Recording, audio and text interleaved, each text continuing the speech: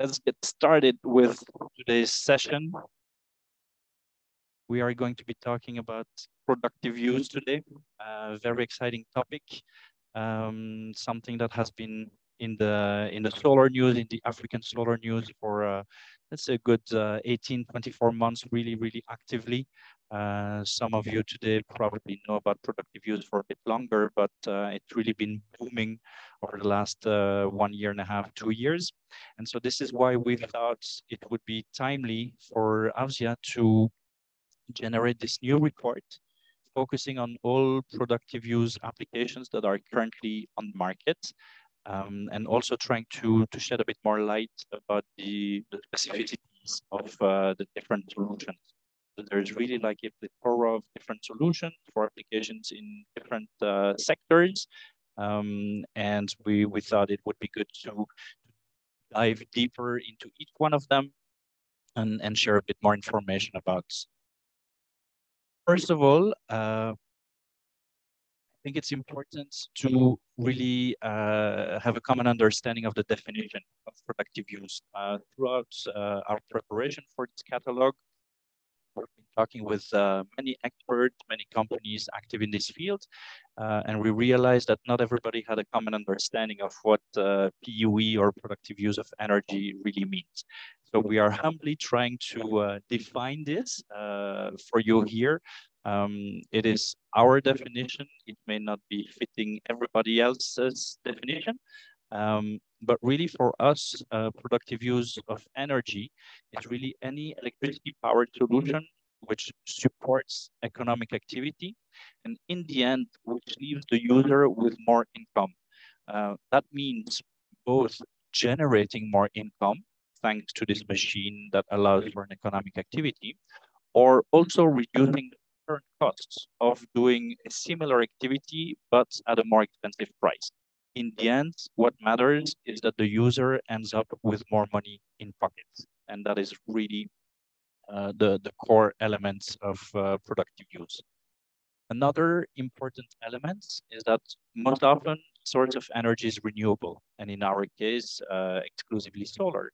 But you also have a growing number of companies, for example, that are providing productive use applications that are connectable to the grid, and this grid may not necessarily have renewable energy as a source in the energy mix, or not 100%. PUE, in its wide definition, can be connected to anything, but as you will see later, in our case, we focus exclusively on solar-powered productive use applications. Also, what is important is that these solutions are either replacing an old or previous machinery or solution which allows for economic activity, or and just by being cheaper or more convenient. Or it can also be a totally new solution for somebody because previously the economic activity was simply not possible or not economically viable. Now, with this definition in mind, we need to give a little bit of 5 points of caveats about what this catalog covers and what it does not cover.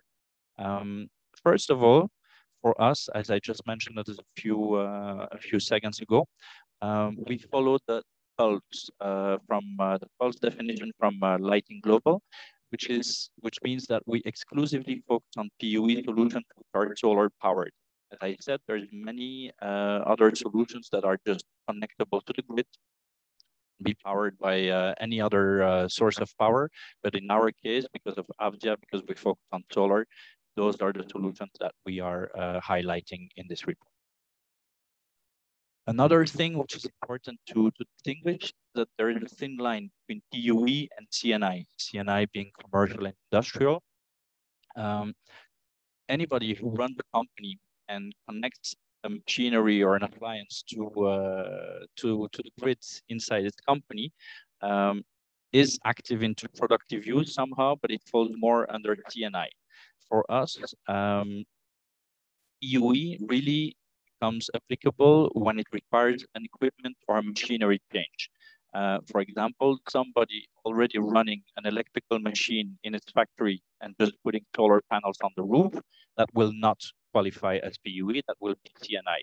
Somebody who is currently running a maize grinder on diesel, for example, and changes the machine completely to something solar powered, that would become PUE.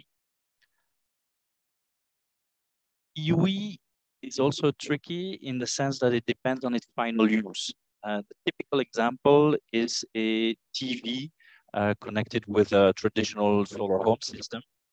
If this TV is for private use and for entertainment, it's not PUE because there is no income generation. However, if a bar owner invests in such a kit because he knows that it will attract more customers and will increase its activity, then it does fall under productive use. And then 2 more points about the caveats. We have one exception in this report, PUE for services. While we were doing some research, it came to our attention that some applications are more for public service or increasing quality of life of people, not directly increasing the income of the user, but really having a very positive impact on society. And so this is why we also included those 3 examples, which I will mention to you later on. And finally, we've tried doing something very special with this report. We've tried to put some numbers on the actual business cases, on the actual benefits of the final user when using the productive use solution. It's a very difficult exercise, and we ask you to really bear in mind that those are indicative figures of potential savings. Every situation is different, every situation is unique. The numbers that we are giving in those on those slides are really indicative to give some kind of order of magnitude. And in a few minutes, my colleague Kerti will highlight the situation of a solar irrigation system. Again, those are like hypothetical numbers, which may or may not be true in all situations across their application on the continent. So this is about the framework, and I would like to now quickly go over the structure of the report, which you will be able to download right after this session through our website. We have identified 4 big categories of productive use applications: agriculture, commercial applications, services, and also a few for private use, which leave the user with more income. And each of these sections, as you will see, has a different number of subsections. For agriculture, for example, as you suspect, there are many different applications. We hope not to have forgotten any there. In the commercial, you also have an interesting number of applications for PUE. In the services, as I mentioned, there are 3 that we have identified with regards to ICT, solar street lighting, and health services, all of them contributing to improving the common good or the providing a societal improvement.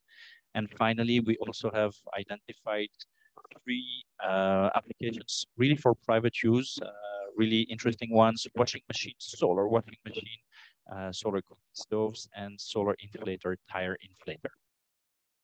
So this gives you a broad image of what you may expect and all the topics that are covered in our catalog.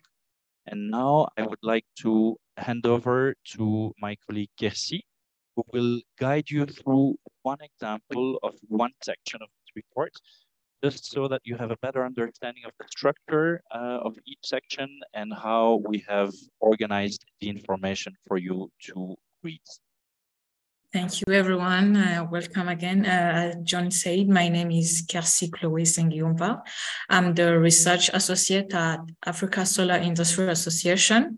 So today, as you can see, globally, we have, John explained it before, we have this area of agriculture.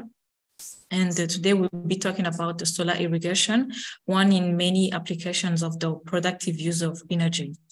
So moving forward faster. So many people knows about the solar irrigation, but don't know exactly what it is, the solar irrigation. So at AFSIA, we managed to define the solar irrigation as the process of irrigating crops by using pumps powered by solar. So the pumps use the photovoltaic panels to convert the sunlight into electricity, which then after powers the motor to pump water from the river from the near river or dump and irrigate your crops. The pumps are typically also used to irrigate crops or livestock and domestic use. As you can see here, we try to illustrate some photos that show the pump. You can see a man standing near a irrigation system. So, and also we managed to identify benefits and advantages of the solar irrigation. So solar irrigation, its advantages are cost effective in the long run, as they do not require fuel or grid electricity to operate the machines. And also they are suitable for remote areas where there's no access to electricity or there's limited access to electricity. And so we know what is the solar irrigation and its advantages. So let's quickly move to its types. So there's some types of water pumps, which are, we have the submersible solar pumps and the surface solar pumps. These two are different, so we try to go through it and maybe you can have a view of what it is.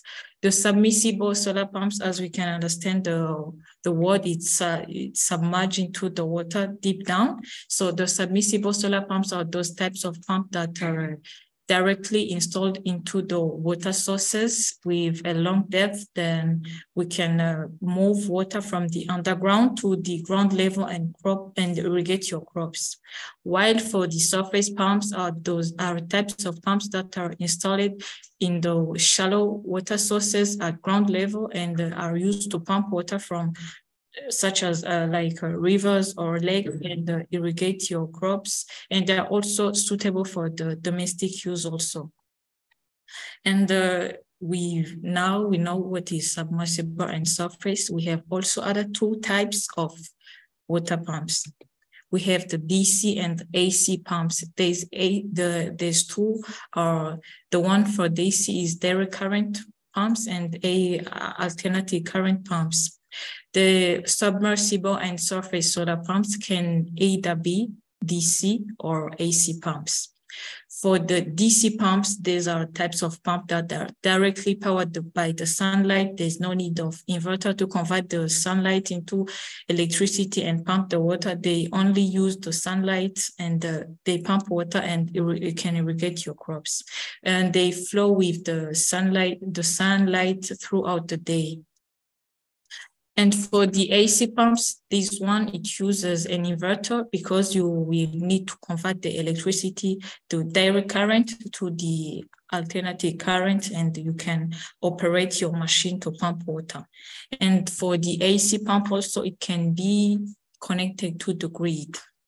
So now we know the kind of types of water pump that we had.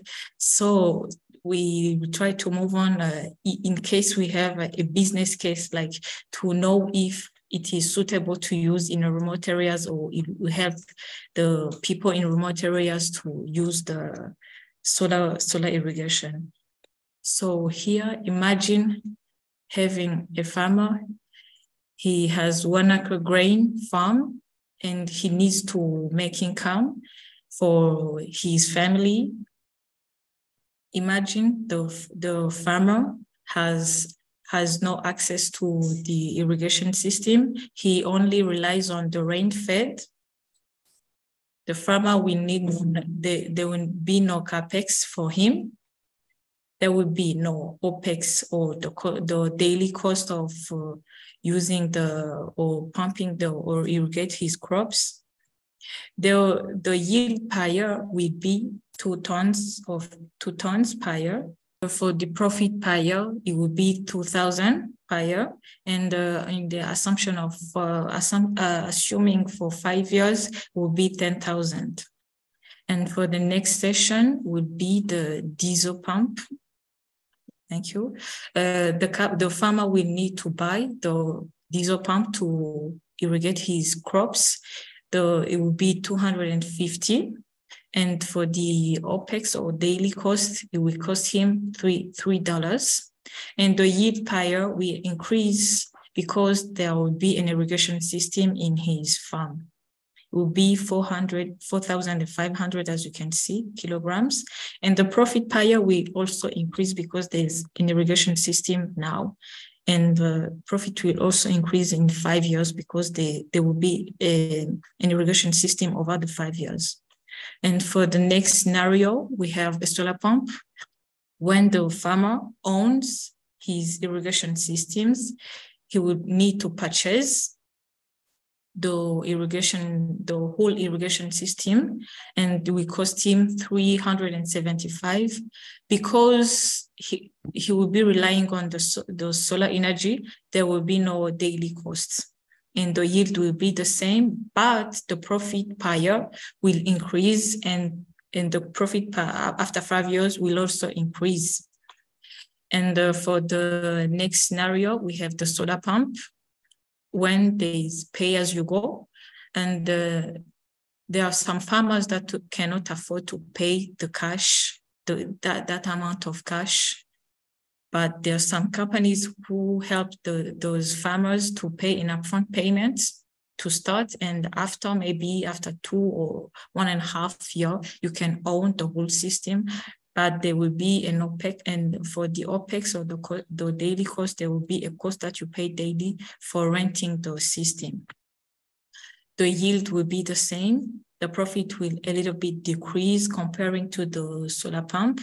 And after 5 years, it will also decrease, but it will be different compared to the diesel pump. So if we try to compare these 4 scenarios, the solar pump is the one who will be helpful to those people in the remote areas. So now we know the business case, and we know which is helpful in those 4 scenarios that we've seen. And we managed to identify some companies in Africa who are in the field of solar irrigation. There are so many, but we managed to put these companies that we found. As you can see, there are links that will direct you to their website, so you can learn more about what they do. You will see this, or you will have access to this after you download the catalog on the website. Moving forward, so as I said before, on the business case, these were assumptions. We assumed that was conservative numbers because this is a real case 1. This is a real case of solar irrigation. So here we have a testimony of women's cooperative here in Rwanda. It's a district called Ngoma. These women, before being introduced to the solar irrigation system, they were spending over $184 per day. But after being introduced to the solar irrigation system, their yield also increased and their earnings also increased.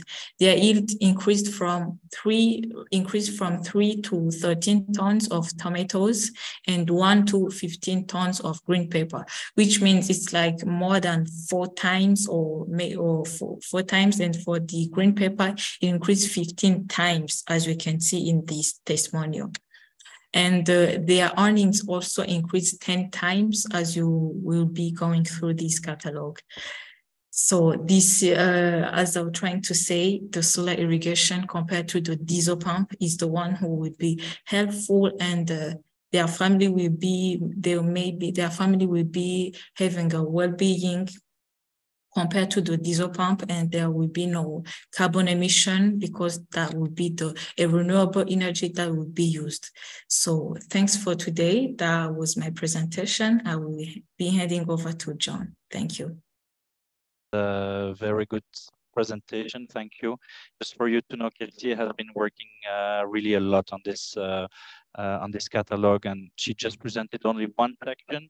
But as you can see, there's many sections in the catalog. I've already shared the link in the chat function for those of you who want to go take a quick look. Cannot wait anymore.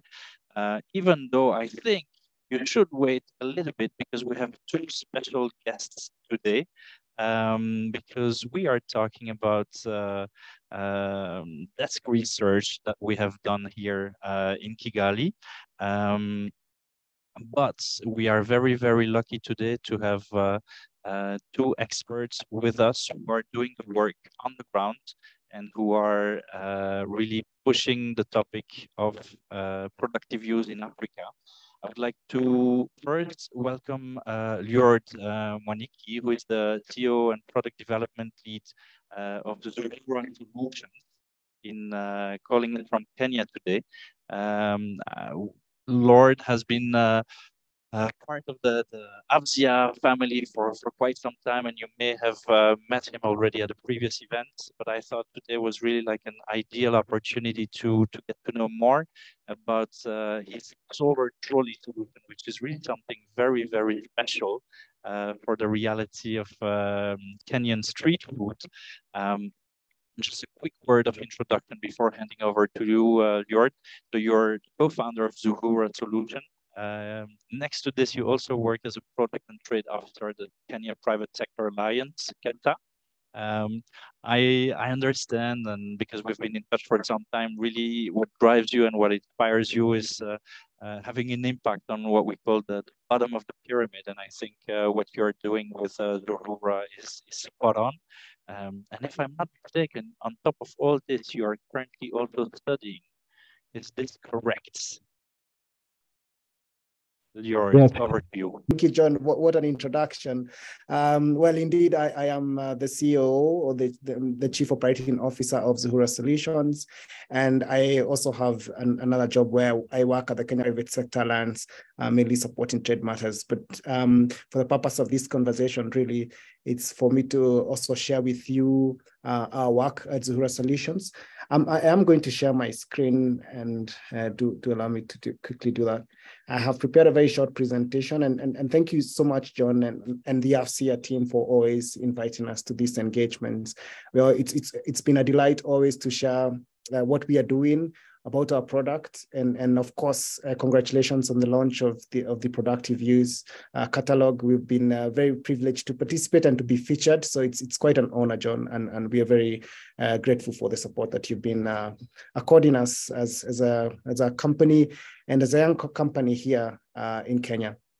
Just as a brief introduction on what we do, mainly our work is to design and develop products that impact the bottom of the pyramid, mainly people working in the street food sector here in Kenya, and we are looking at expanding to the region and probably other parts of Africa as we proceed. So currently we've designed what we call the Halisi trolley. I know some of you might have engaged with us at some point, or you might have interacted with us here at this AFSIA webinar or one of the events where we've been speaking to some of our partners. But what we looked at in Kenya and across East Africa is that street food is very famous, and actually a lot of us depend on street food for at least one meal every day. Somehow you'd find yourself grabbing something from the street. For example, just today, if I'm at the office, I've had to buy something not too far from where I work from, which is street food in general. And this is the life that a lot of us live. But where do we get our food from? In Nairobi, we get our food from what we would ideally call conventional food carts that run on charcoal. But what we've done at Zuhura Solutions, we have redesigned that, and we've thought, what can we do to provide a sustainable solution that helps the vendors put much more money in the pocket? But beyond that, it also has an impact, a positive impact on the environment. And we've designed our flagship product, which we call the Halisi trolley, the version 1. It runs purely on solar energy. It comes with a lithium-ion battery and can keep food warm for up to 16 hours. And I'll be showing you some of those. And you can see a picture on the right representing that product. It's a very beautiful product. What we've seen as our vendors use it is that they're able to actually more than triple their sales. And I'll be showing you in the subsequent slide on how this has had an impact on the lives of vendors. Just to quickly just show you some pictures. So what you see here on the left is a conventional food cart. If you've been to Nairobi or if you're from Nairobi, this is something you might be familiar with. It's not also very strange to our colleagues from other countries in the region. It may look different, but usually street food is served almost in similar things. And we can see how we can redesign and we can transform this sector by providing a sustainable solution. We're able to move the vendors from using charcoal. So in the middle there is what we have designed, what we call the Halisi version 1, runs purely on solar. Then towards the end there on the right, the extreme right, we've redesigned our version 2. Our version 2 does not run on solar, it runs on biofuel. So what you see there is a biofuel stove, which we've incorporated to the version 1, but now without the solar panel. So again, this is also it's an aspect of cost. It has helped us to bring down the cost significantly. And now vendors can also cook. As you can see, it gives a very nice, beautiful flame. So vendors can cook while they're on the street, while they're not able to do that on the version 1. Just to give you a bit of some overview, I know John has already mentioned this, and I know it will be appearing on the catalog. Some of the business case for this, you can already see on the charcoal one. The charcoal one is quite affordable at $150 thereabout. But you can see the costs keep growing because you keep buying charcoal. We are not able to control the costs of charcoal. We are not able to control the source of charcoal. And so for that reason, the cost of this product keeps going up. While the solar panel, you have a one-off cost. So you pay $800 and you can use it. It does not come with an operational cost other than the cost of buying the food to sell. And then vendors have not reported any food waste using this product. And you can already see the value of this product in the market. Of course, those who are paying via PayGo would have to pay slightly higher because the repayment period is about 14 months with a $3 rate estimate every day. So thereabout. So that costs translated makes them pay about 35% more than everybody else. So really that's how the numbers look. I don't know if I have any questions from any of our attendees, but happy to respond to some questions at some point. Thank you very much, and back to you, Casey. John. Thank you, Lior. Yes, there are some questions indeed, but I think we can keep those for the end. And in the meantime, I'm very happy to welcome Michael to present to us today as well. Let me just give you a quick overview of who Michael is. Michael Eschmann, co-founder and CEO of Empower Ventures, who is calling us out of Switzerland. I'm really happy to have you with us today, Michael, because you are doing something very special in the fields of productive use and also at the intersection of rural electrification and mini-grids, which you will tell us about in a few moments. You have a really innovative approach to the reality on the ground, including productive use in all your different activities. And so it's not surprising that you're also an expert for InnoSwiss, the Swiss Innovation Agency. And so without further ado, I'm very, very happy to welcome you here today. And I hand over to you. I'm going to give you the co-host rights so that you can share your screen. There you go. And I'm handing over to you now. Perfect. Thank you very much for that introduction. It's been a while since someone has said something special about the company, so that's always an honor. And I think the fact that two COOs are presenting today also means that productive use is a very important topic, because usually the CEOs know where the important stuff is, not necessarily the CEOs. So anyways, yeah, my name is Michael. I've been with Empower for 6 years now. So we founded the company in 2017.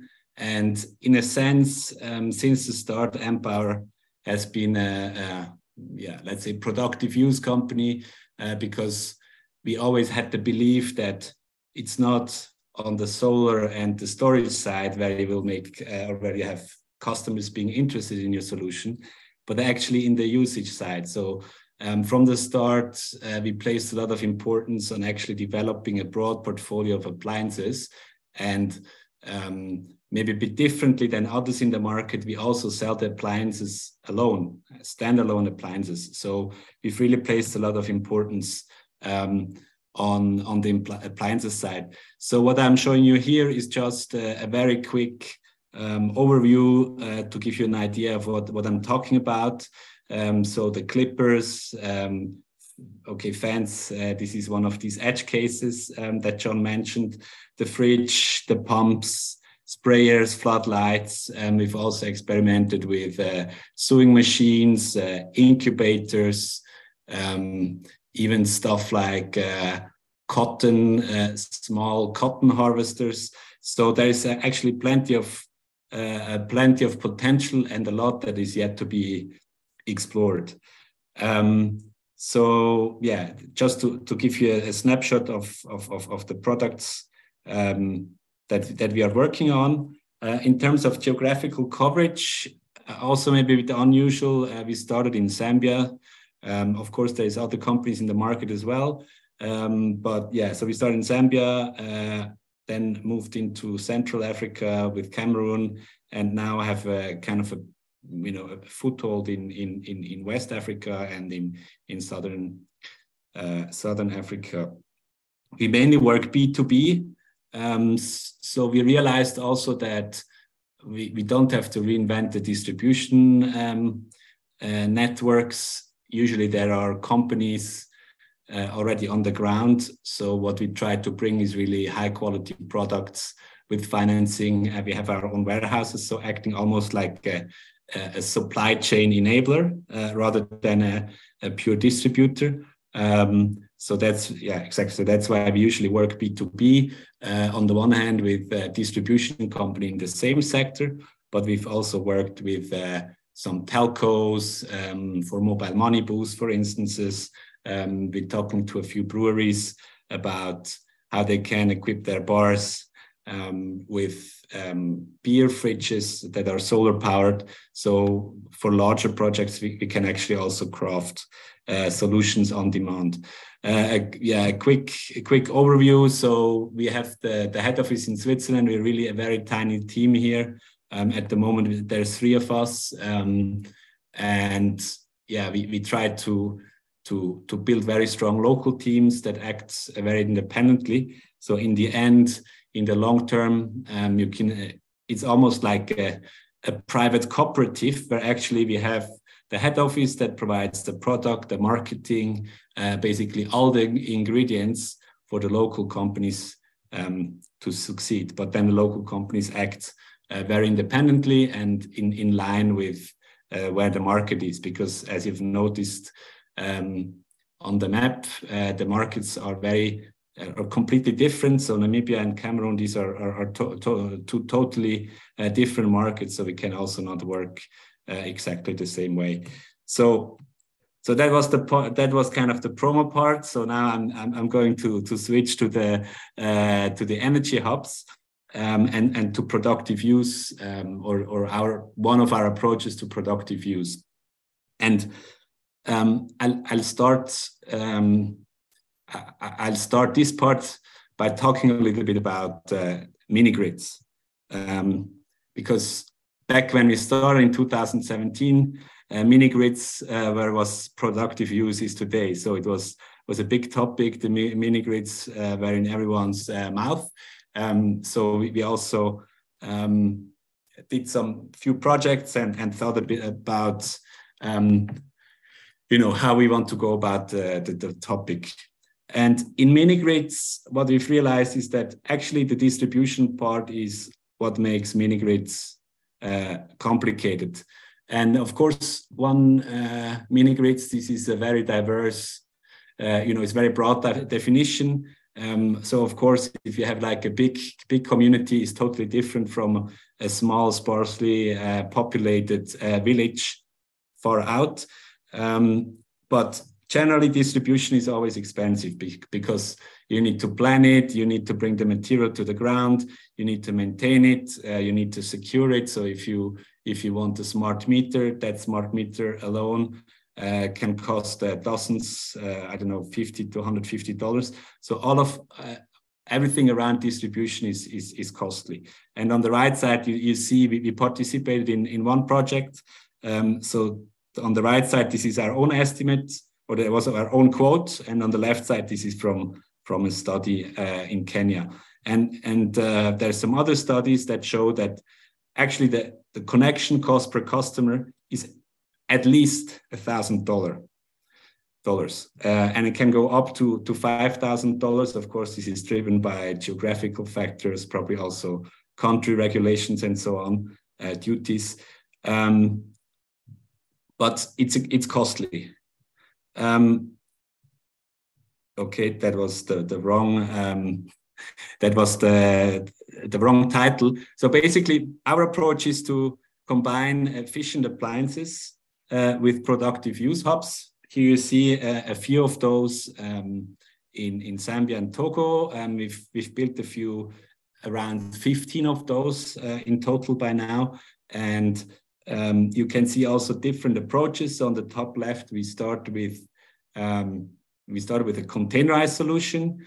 Then basically moving down, this is a place that we rent, where we have like a long-term rental agreement. And then on the top right in Zambia is actually a structure we built ourselves. And on the one on the top, on the bottom right is actually someone's home. So you can see that we've used different approaches, and we realized that the containerized solution is very nice, but it's actually too expensive. So basically the cycle was, or the decision was, first we wanted to have it scalable, but it turned out the transportation and everything was actually more complicated and more costly. So now usually we just built the structure ourselves. We put in the solar system, and then we add the productive use appliances, or some of those you can see here. Exactly. And that hybrid actually reduces costs a lot. So basically our view is that, instead of building a mini grid, if you have part of the energy service delivered as a private service available at home, so that is for the low energy parts, let's say the light, the phones, maybe the TV, and then the high power services delivered at the community level with such an energy hub, you can reduce costs a lot. And what I put here is, these are of course approximate figures, but in the study before, I showed you that the connection is roughly at least 1,000 with the mini grid. So we compared that to an approach where we have one energy hub and one of our refrigeration kits. So basically that is a 200-liter chest freezer, the lights, the TVs, and the phone charging. So basically this, basically what you see on the left, so the yellow generator and the fridge, plus the panels. You see that for the same money you pay for the mini grid, every household could have his own personal refrigeration kit, plus the services delivered at the hub. So if there's a welding, if they have to weld something, if they have to grind something, in some places we also had village cinemas, that can all be delivered on a community level. And as you can see here, this is very old revenue figures and so on. So if anyone wants to spy, there's nothing to spy on. But what I wanted to show is that actually you can offer a lot, you know, a lot of different services at the community level, which you're actually not able to do if you have a mini grid and every user is taking, you know, is kind of using it privately, because oftentimes also, you know, maybe not everyone can afford all the appliances to actually have access to all those energy services. So as an example, in one of the hubs in Zambia, we offer printing, pictures, cinema, phone charging. We also have some battery rentals, a hair salon, a fridge. So people bring, they can rent a space to freeze their fish or chicken. We have a welding machine. In certain cases, we've also looked at pumps. So then you can basically simply configure the hub depending on whatever is in demand in a specific village. And it makes it a very scalable approach. You don't have to plan, you don't have to put in any distribution. You just put an energy hub. And for the lower energy services, you equip the population with a solar home system. So basically, to stop or to end the presentation, maybe a little bit of a political message or something I've been advocating for some time now is that, and this is maybe a bit, you know, independent of productive use, but I think it's still relevant. I think rural electrification should not be about kilowatt hours. It should not be about how many connections donors have funded or governments have funded. It should not be how many transmission lines have been put in place. What really matters is what level energy service has been made available to the population and how long has this been available. And to multiply your effect, you have to bring down the cost of the energy service. And that's why we believe that actually a hybrid approach of standalone systems combined with energy hubs, community energy hubs, is actually the way to go in terms of rural electrification. And that was my presentation. Many thanks for hosting me. And with that, I hand over back to John. Thank you very much, Michael. And it seems, without revealing too much, it seems that your view on mini grids and electricity access in rural areas has a lot of supporters in the chat section and among the listeners today, because many people have expressed a similar feeling. Lloyd, also Gregory. I will just read one comment from Mark, which illustrates a little bit the general feeling. Thanks, Michael, for your redefinition of mini-grids. You are totally right that individual SHS and community hubs are usually better than mini-grids. This is what is actually happening in rural Africa in the private sector. And that's just one of the different comments. We have received a few questions which I would like to address relatively quickly. First of all, questions about the presentation from Kirsi about the solar irrigation. A question from Dorothée, really interesting presentation. The cost of a solar pump appears quite low.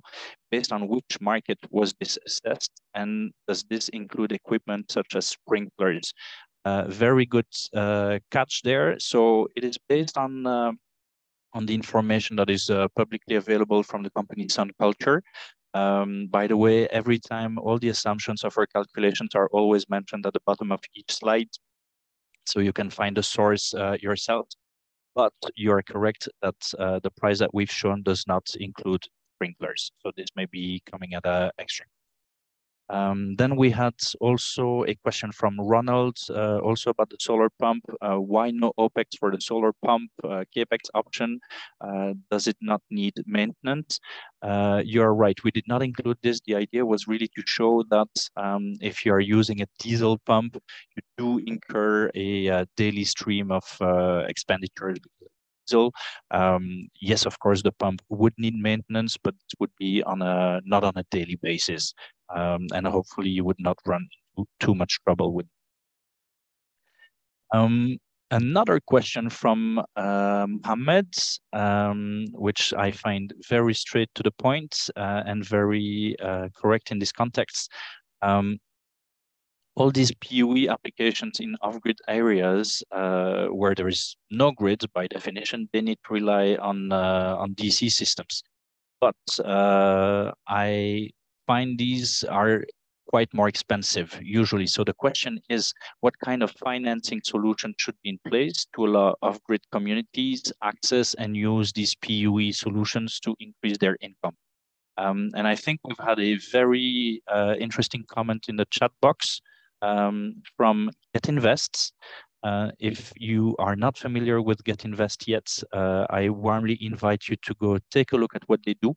GetInvest is an initiative from the German government to literally help companies with their fundraising. And they are particularly interested in PUE applications and companies rolling out and distributing PUE applications. So please go take a look, GetInvest, get.invest. And I think there is a gentleman also with us today, so you can get in touch. Mark, please make sure to share your contact details. And this is where your first step to financing will probably happen. Now, I have some questions for our experts today. First question to Ljord, question from Gregory. Are you saying that you can cook with a solar street market system, just in the same way that you can cook with a biofuel system? Ljord. Yeah, thank you very much, Gregory. That's a very good question. So I was trying to be clear, maybe not very much in my presentation. So in our solar-powered food vending cart, what we do not cook. We only keep food warm for up to 16 hours. And I say warm is up to 98 degrees, so it can be on the street. So usually it's the same thing you would see on a chefing dish at an event, at a function, or in a hotel. They would be keeping the food warm as they serve to the guests. So it's something similar. That's the same model that here they use on the streets. They just bring in food, keep it warm as they sell. So that's the idea of the solar powered. But the cooking element can only be done on the biofuel stove, which we have designed and now has been incorporated to the vending cart. Thank you. Thank you very much. Next question for Michael. If I understand you right, you decided not to go for mini grids because of the cost related to building the infrastructure, including the cost of connection. Can you please elaborate again? Yeah, maybe I have to give some background on how we actually ended up, start building energy hubs. So our main revenue stream is the commercialization of solar home systems and the distribution of efficient appliances. So what I showed you in the beginning. And when we started as a small company, we had a grant opportunity around mini grids, and we didn't want to build a traditional mini grid. So we came up, we framed it as a virtual mini grid back in time, because we thought that would make more sense. And that's how we started building these hubs. Now we've expanded into other solutions or slightly different use cases. So we've done this in the framework for a program for rural health electrification. And the idea there being that in the hubs, we usually employ locals up to let's say 4 or 5. Also, like the welding machine, we invest in the equipment, but then we have someone else basically operating it, and they just pay us a monthly fee. So we have local employment, and that actually creates an incentive to maintain the system and to keep it up and running, because there's people on the ground that derive income from it. And the idea was that to combine that with the health centers, that the health centers would get free electricity from that business, and basically have a sustainable model for health center electrification. But we still depend on subsidies for that. All I was saying is that I believe it's a better cost there's better economies in that model. And if you want to maximize the impact of your dollar spent, I would advocate for such a model. So was the point.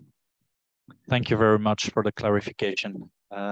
In the meantime, I see that there is other entities listening and having joined us today that are very interested in getting in touch with any of you who is currently rolling out view solutions across Africa in terms of financing. I can see Maud is there. I can see Clifford also from GreenMax. So please, if you're interested in getting in touch, make good use of the chat section, get in touch with the right people. And if you don't manage to get in touch, well, of course, after this event, you can always get in touch with us. We'll be happy to make some introductions, but really, I see there is a very intense conversation going on there. Another question to both of you, Michael and Jort. Question from Elijah. Elijah is specifically asking for Michael about any plans to extend your operation to Malawi. But actually, I would like to extend this question to both of you and to ask you, what are your plans for rolling out in other countries and growing your business? Michael, you can go first. Sure. So we're open to Malawi. We've actually been active to a very small extent already. We now have like our own warehouses and subsidiaries. So one of the big ideas of the model is that we actually have local warehouses, so the products are available at any point in time, but we still basically control the risk. But Malawi and all the neighboring countries, actually also in Zimbabwe, for instance, we are ready to discuss, and we're definitely looking forward, or we're definitely looking for expansion around existing activities. So for now, we would still be hesitant a bit to go maybe to East Africa, but where we have inventory, so Southern Africa and West Africa, we're definitely interested to discuss. And what about you, Jort? Yeah, so we that's something that we would like to explore in the near future. But for now, we just want to focus on the Kenyan market and see that we could a little bit saturate the market. We are fortunate to have recently partnered with one government institution. They actually been supporting us now to manufacture and to produce the food cuts. So we're right on the path of scaling. So from then on, we're able to make a decision on where we could go first. I know the market is big in sub-Saharan Africa. Yeah, thank you. All right. Well, very good. Thank you so much, gentlemen, for sharing some of your knowledge, expertise, and time with us today. And thank you also to everybody who was joining in and listening and participating to the discussion.